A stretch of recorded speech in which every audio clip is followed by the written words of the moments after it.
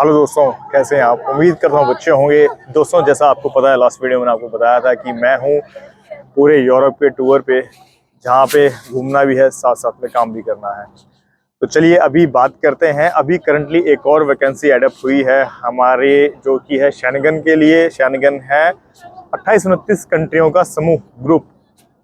तो उसमें क्या है, अभी जरा ट्रैम को जाने देते हैं। आई थिंक थोड़ा डिस्टर्बेंस होगा, नहीं तो देखिए, जो भी शेंगन कंट्रीज होती हैं उनमें एक कंट्री का वीज़ा लगता है। आप 28-29 जितने भी देश हैं वहाँ पे आप विदाउट एनी बॉर्डर ट्रैवल कर सकते हैं। जैसे मैं अभी चेक रिपब्लिक आया था, पहले चेक रिपब्लिक से मैंने अपना सफ़र शुरू किया, फिर ऑस्ट्रिया, स्लोवाकिया, ठीक है, हंगरी, इस तरह से मैं अपना आगे का सफ़र कर रहा हूँ।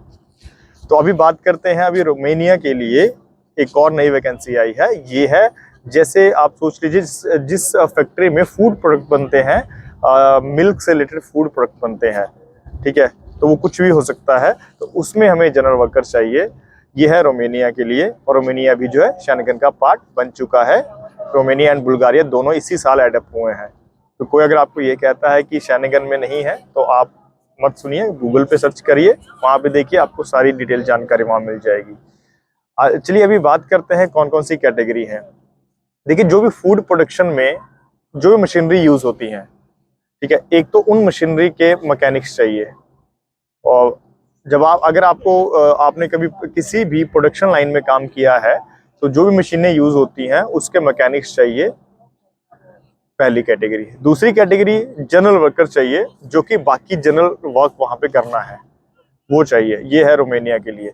तो जनरल वर्कर का एक कंडीशन है, एक तो उनका फेस पे दाढ़ी मूछ नहीं होने चाहिए, क्योंकि वो खाने से रिलेटेड जो है वो फैक्ट्री है वो, तो वहाँ पे छोटी छोटी चीज़ का ध्यान रखा जाता है। उन्होंने स्पेशली कहा है कि हमें क्लीन शेव चाहिए, ठीक है। सिर पे तो उन्होंने बाकी कवर कर देना है, पर कई बार ये वाला एरिया कवर नहीं होता है, तो क्लीन शेव होने चाहिए। इसके लिए साफ सुथरे क्लीन शेव।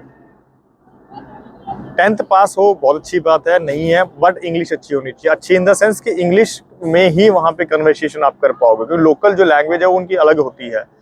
तो आप अभी अगर जाना चाहते हैं तो इसमें 21 से लेके 40, 42, 43 ईयर्स तक हम ले सकते हैं। 2 साल का कॉन्ट्रैक्ट रहेगा। सैलरी इंटरव्यू पे डिपेंड करता है। एक इंटरव्यू होगा ऑनलाइन, तो ऑन एन एवरेज 500-600 यूरो से लेके 800 यूरो तक जो है, 600 यूरो से लेके 800 यूरो तक का जो है सैलरी रहेगी। 500 से 800 आप लेके चलिए, ये डिपेंड करता है इंटरव्यू के ऊपर। और एक चीज़ मैं आपको बताना चाहूँगा कि ये कंट्रीज ऐसी हैं जो कि आपको 5 डेज वीक देती है। सैटरडे संडे अगर आप काम करते हैं उसका एक्स्ट्रा आपको पैसा मिलता है, और 8 वर्किंग आवर इसमें ड्यूटी है।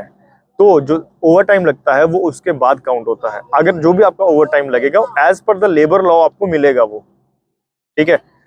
सैटरडे और संडे छुट्टी होती है, अगर उस दिन काम करते हैं तो उसका अलग से पैसा मिलता है।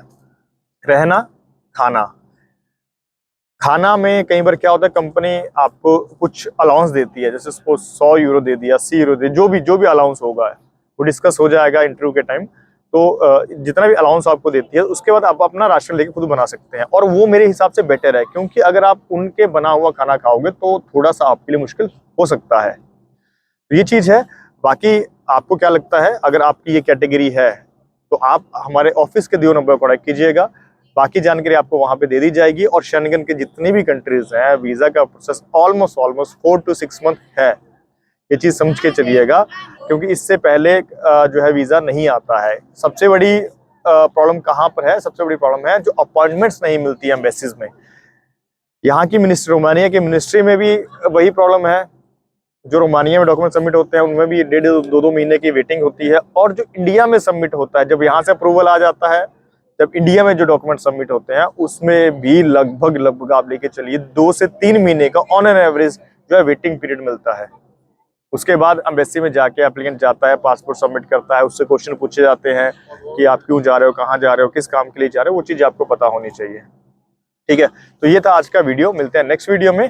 तब तक के लिए bye bye, take care, thank you.